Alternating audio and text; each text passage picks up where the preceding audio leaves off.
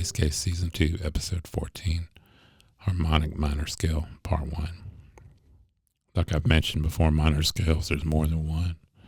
You know, we've gone through some of them. The Phrygian, that's a minor scale. It's a pure minor with a flat 9. Dorian's a minor scale. It's a pure minor with a raised 6. Notice that I'm saying pure minor. We also call pure minor natural minor. And it's the same as Aeolian mode. So don't get, it's all one scale, whether it's pure minor, natural minor, Aeolian minor. And your pure or natural is just your straight up minor scale. Like I mentioned, it's the same as the Aeolian minor scale, and see that episode.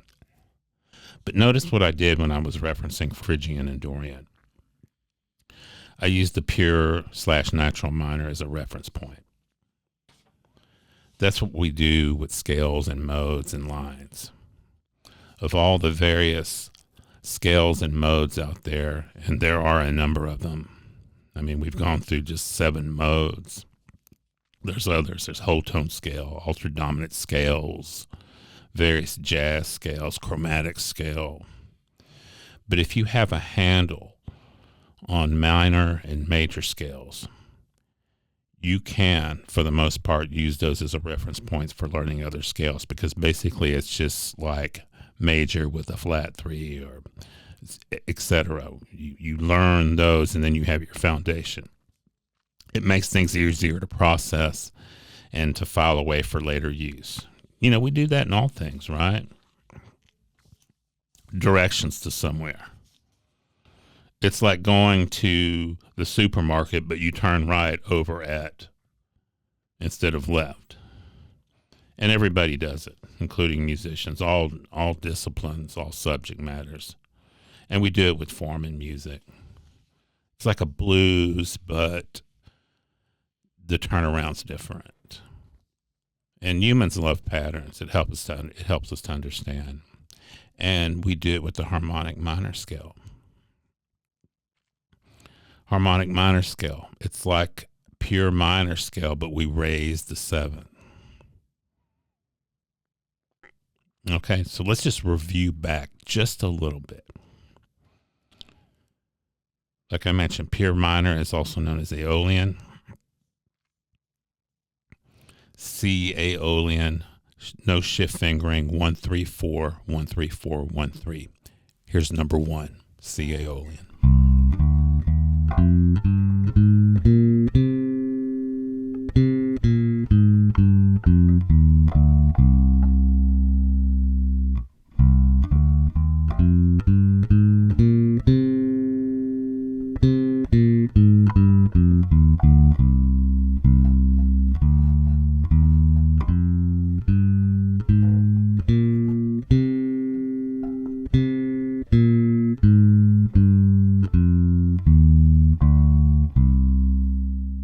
Okay, simple, right?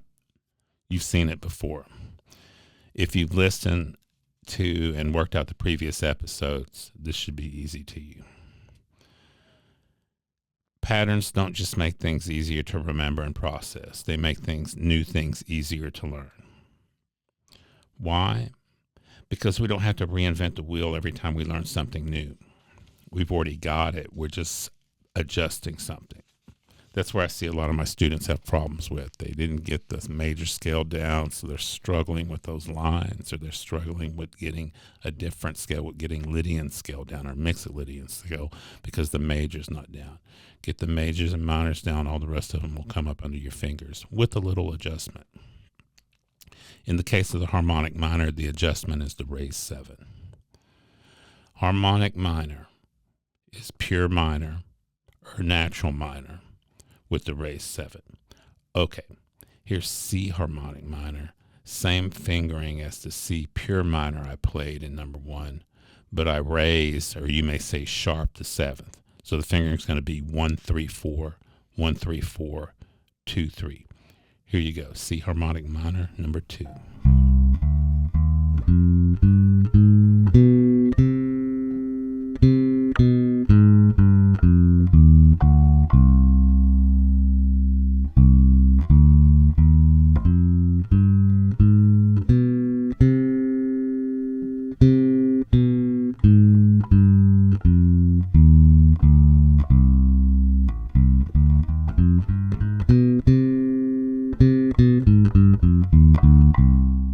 Okay, now for the real world application. Why harmonic minor? If you study any instrument, and I don't care, bass, clarinet, saxophone, piano, in a formalized setting, meaning that you are studying with a trained schooled musician or you're studying in music school, you'll learn, in most cases, major scales and harmonic minor scales. It'll be the first thing you do. For bass players, if you use the Vade Mecum or Hal Robinson's boardwalking or the Simandl bass method or the Roboth bass method, it goes right to harmonic minor scales. Where I teach at, we just had juries. That's where players come in and play for us. And I heard woodwinds player play major and harmonic minor scales. The mallet players played harmonic minors. It's done without question. Now, I don't want to go into a whole lecture of why harmonic minor is the one, but harmonic minor cures a quirk in our music theory system that pertains to minor keys. If you're interested, send me emails and I'll give you a more detailed explanation that I've written out. But to my ear, personally, harmonic minor is more interesting sounding. I mean, if you read about it, look up the wiki page on it, and there's articles, and they contend that it has a Middle Eastern sound. Mozart liked to use it for his compositions, some of them because it had a Turkish sound. I guess that was his way of saying Middle Eastern at the time. Like I said, contact me if you want more. Okay, here's number 3. C harmonic minor with arpeggio. Now watch out, the fingering for the arpeggio is a bit quirky. There's a shift in there. And also for the I'm going up for the 9th for the arpeggio. So here is number 3, C harmonic minor with arpeggio shift.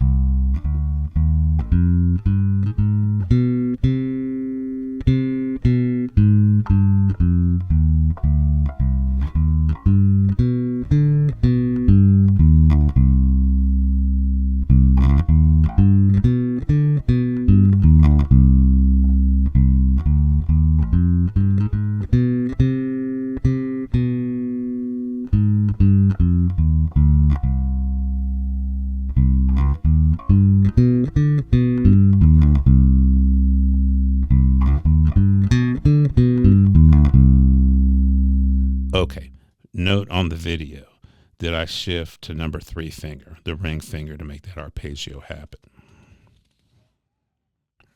Okay, last of them, through the cycle. You know how much I love doing that.